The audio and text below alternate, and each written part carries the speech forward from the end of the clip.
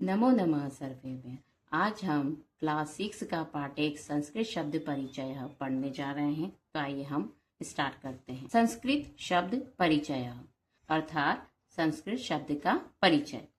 अधिकतर भाषाओं में दो लिंग होते हैं, जैसे कि हिंदी और इंग्लिश। यहाँ पर दो लिंग होते हैं या जेंडर होते हैं, पुल्लिंग और स्त्रीलिंग। परंतु संस्कृत में तीन लिंग होते हैं। कितने लिंग होते हैं? तीन। कौन कौन से? पुल्लिंग, स्त्रीलिंग तथा नपुंसकलिंग। पुल्लिंग क्या होते हैं, आइए हम समझेंगे। पुल्लिंग अर्थात जहाँ पर पुरुष जाति का बोध होता है, जैसे राम, बालक, छात्र, शिष्य, नर। वैसे ही स्त्रीलिंग जहाँ पर स्त्री जाति का बोध होता है, लता, सीता, रमा, बालिका, छात्रा। नपुंसकलिंग का मतलब क्या होता है? नपुंसकलिंग वे शब्द जो ना पुल्लिंग में आते हैं और ना स्त्रीलिंग में आते हैं, वे शब्द नपुंसकलिंग में आते हैं। पुल्लिंग सह बालः, वह बालक। स्त्रीलिंग सा बाला, वह बालिका। नपुंसकलिंग पत्रम अर्थात पत्र। सह बालः पठति, वह बालक पढ़ता है। सा बाला पठति, वह बालिका पढ़ती है। पत्रम पठति, बालक पत्र पढ़ता है, बालिका पत्र पढ़ती है।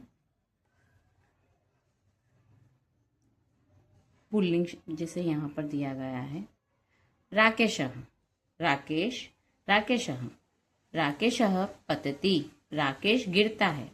मीता पतति, मीता गिरती है। फलम पतति, फल गिरता है। विशेष तौर पर यहाँ ध्यान रखने की बात है कि लिंग परिवर्तन होने पर भी, लिंग अर्थात जेंडर भी अगर परिवर्तित होता है, वो चाहे पुल्लिंग हो, स्त्रीलिंग हो या नपुंसकलिंग हो, तब भी क्रिया में कोई भी परिवर्तन नहीं होता। क्रिया में अर्थात जो वह हम इंग्लिश में बोल सकते हैं वर्ब में, हिंदी में क्रिया में, है ना। यहाँ जैसे यहाँ पर आया है पद्धति, तो पद्धति सेम रहेगा, भले चाहे वो पुल्लिंग हो, स्त्रीलिंग हो, नपुंसकलिंग हो, पद्धति एक ही रहेगा। तो लिंग परिवर्तन होने पर भी क्रिया में कोई परिवर्तन नहीं होता है। तीनों लिंगों में क्रिया एक समान ही रहती है। इसी प्रकार संस्कृत में वचन भी तीन होते हैं। जैसे हमने पहले पढ़ा था कि लिंग तीन होते हैं संस्कृत में, पुल्लिंग, स्त्रीलिंग, नपुंसकलिंग। उसी प्रकार यहाँ पे क्या होता है, संस्कृत में वचन भी तीन होते हैं। कौन कौन से? एक वचनम, द्विवचनम और बहुवचनम। जो पुल्लिंग है, पुल्लिंग अर्थात जहाँ पर पुरुष जाति का बोध हो, वो शब्द। तो वहां पर जैसे ये लड़का है तो ये एक है, एक वचनम। दो लड़के हैं, द्विवचनम। और दो से अगर ज्यादा हैं, अधिक हैं, तो बहुवचनम। तो लिंग कितने हुए? तीन। एक वचनम, द्विवचनम, बहुवचनम। आइए हम इसको आगे पढ़ेंगे। सह पठति, वह पढ़ता है। तौ पठतः, वे दोनों पढ़ते हैं। ते पठन्ति, वे सब पढ़ते हैं। इसी प्रकार स्त्रीलिंग, स्त्रीलिंग अर्थात जहाँ स्त्री जाति का बोध होता हो, है ना। तो स्त्रीलिंग में भी तीन वचन होते हैं, एक वचनम, द्विवचनम, बहुवचनम। एक लड़की, दो लड़की और दो से अधिक लड़कियां। तो यहाँ पे जो जैसे यहाँ पर एक वचनम सा गच्छति, वह जाती है। द्विवचनम ते गच्छत, वे दोनों जाती हैं। बहुवचनम ताह गच्छन्ति, वे सब जाती हैं। अकारांत पुल्लिंग शब्दाः। अब अकारांत पुल्लिंग शब्द क्या होते हैं? अकारांत पुल्लिंग शब्दाः, जैसे अभी हमने पढ़ा पुल्लिंग शब्द। पुल्लिंग शब्द कौन से होते हैं? जो पुरुष जाति का बोध कराते हैं, जैसे राम, बालक, छात्र, नर। अब अगर हम इनको वर्ण विच्छेद करें, जैसे मैंने राम का वर्ण विच्छेद करा, र में अलंत प्लस आ, म में अलंत प्लस अ, तो लास्ट में क्या आया हमारे निकल के? अ आया। तो अंत में अकारांत, अगर अंत में अ है, अगर अंत में अ है तो शब्द क्या कहलाएगा? अकारांत। तो ये चूंकि शब्द पुल्लिंग है और अकारांत भी है, लास्ट में है, तो ये अकारांत पुल्लिंग हुआ। इसी तरह बालक, बालक को जब हमने वर्ण विच्छेद किया तो लास्ट में आया, तो ये शब्द भी अकारांत पुल्लिंग शब्द है। छात्र, यहाँ पर भी लास्ट में अ आया है, इसीलिए ये अकारांत पुल्लिंग शब्द है। नर, यहाँ पर भी अ आया है, इसलिए ये अकारांत पुल्लिंग शब्द है। अब हम आगे अकारांत पुल्लिंग शब्द के एक वचन, द्विवचन और बहुवचन को पढ़ेंगे। तो यहाँ पर हमारा शब्द है छात्र, तो छात्र का एक वचनम क्या होगा? छात्रः। द्विवचनम छात्रौ, बहुवचनम छात्राः। छात्र अर्थात एक छात्र, छात्र अर्थात दो छात्र, छात्रा अर्थात अनेक छात्र। नरः अर्थात एक आदमी, नरौ दो आदमी, नराः अनेक आदमी। अश्वः अर्थात एक घोड़ा, अश्वौ अर्थात दो घोड़े, अश्वः अर्थात अनेक घोड़े। गजः एक हाथी, गजौ दो हाथी, गजाः अनेक हाथी। सैनिकः एक सैनिक, सैनिकौ दो सैनिक, सैनिकाः अनेक सैनिक। कुछ अन्य अकारांत पुल्लिंग शब्द इस प्रकार हैं। यहाँ पर कुछ अकारांत शब्द दिए गए हैं, उनका हम एक वचनम, द्विवचनम और बहुवचनम बनाएंगे।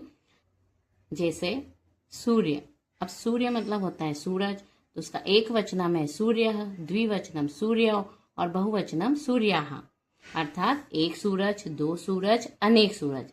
इसी प्रकार हम अन्य शब्दों को भी एक वचनम, द्विवचनम और बहुवचनम में बनाएंगे। अनलः, अनल मतलब होता है आग, अनलः, अनलौ, अनलाः। मेघः, मेघ मतलब होते हैं बादल, मेघः, मेघौ, मेघाः। वृक्ष, वृक्ष मतलब होता है पेड़, वृक्षः, वृक्षौ, वृक्षाः। पवनः, पवन मतलब हवा, पवनः, पवनौ, पवनाः। सरोवर, सरोवर मतलब होता है तालाब, सरोवरः, सरोवरौ, सरोवराः। मूषकः, मूषक मतलब होता है चूहा, मूषकः, मूषकौ, मूषकाः। बिडालः, बिडाल मतलब होता है बिल्ला, बिडालः, बिडालौ, बिडालः। कुकुरः, कुकुर मतलब होता है कुत्ता, कुकुरः, कुकुरौ, कुकुराः। मृगः, मृग मतलब होता है हिरण, मृगः, मृगौ, मृगाः। गर्दभः, गर्दभ मतलब होता है गधा, गर्दभः, गर्दभौ, गर्दभाः।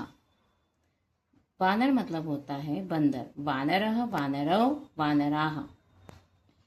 मयूर मतलब होता है मोर, मयूरः, मयूरौ, मयूराः। कपोत मतलब होता है कबूतर, कपोताः, कपोतः, कपोतौ, कपोताः। पीक मतलब होती है कोयल, पीकः, पीकौ, पीकाः। शुक मतलब तोता, शुकः, शुकौ, शुकाः। काक मतलब कौवा, काकः, काकौ, काकाः। बक मतलब बगुला, बकः, बकौ, बक्काः। हस्त मतलब हाथ, हस्तः, हस्तौ, हस्ताः। पाद मतलब पैर, पादः, पादौ, पादाः। जनक मतलब पिता, जनकः, जनकौ, जनकाः। अब हम पढ़ेंगे आकारांत स्त्रीलिंग शब्दाः। आकारांत स्त्रीलिंग शब्द वे शब्द जो स्त्री जाति का बोध कराते हैं स्त्रीलिंग शब्द कहलाते हैं। जैसे लता, सीता, बालिका, छात्रा। लता, लता में हम जब इसका वर्ण विच्छेद करेंगे तो यहाँ पे ल में हलंत प्लस अ, त में हलंत प्लस आ, यहाँ पर जो इसके अंत में क्या आ रहा है, आ रहा है ना, तो इसीलिए ये आकारांत शब्द है। जैसे लता है, लता को स्त्रीलिंग शब्द माना जाता है और इसका वर्ण विच्छेद करने पर इसमें आ रहा है, इसलिए ये आकारांत स्त्रीलिंग शब्द कहलाएगा। और वैसे ही सीता, बालिका, छात्रा ये आकारांत स्त्रीलिंग शब्द है। आइए हम पाठ पर लौटते हैं।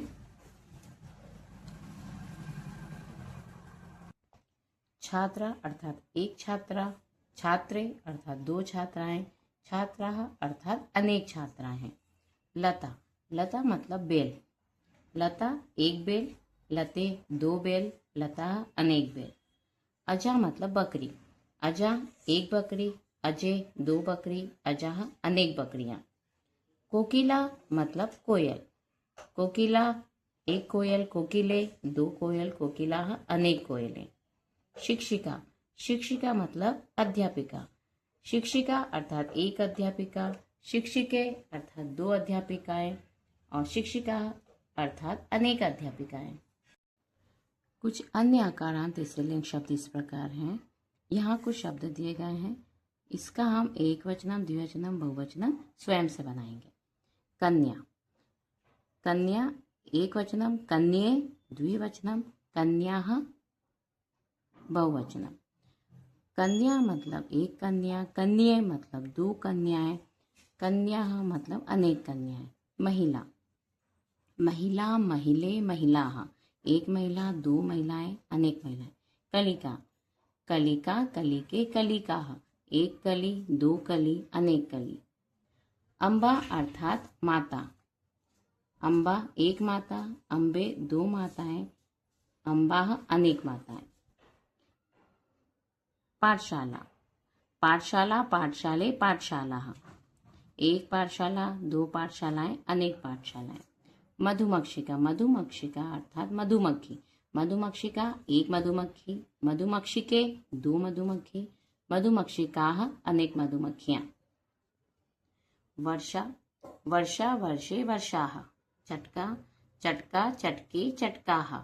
गायिका, गायिका गायिके गायिकाः। नायिका, नायिका नायिके नायिकाः।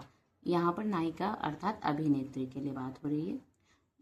यहाँ पर नायिका मतलब होता है अभिनेत्री।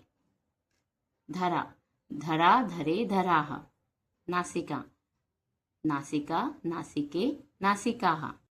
नपुंसकलिंग शब्द, नपुंसकलिंग शब्द कौन से होते हैं? वे शब्द जो न पुल्लिंग में आते हैं और ना ही स्त्रीलिंग में आते हैं, वो शब्द नपुंसकलिंग में आते हैं।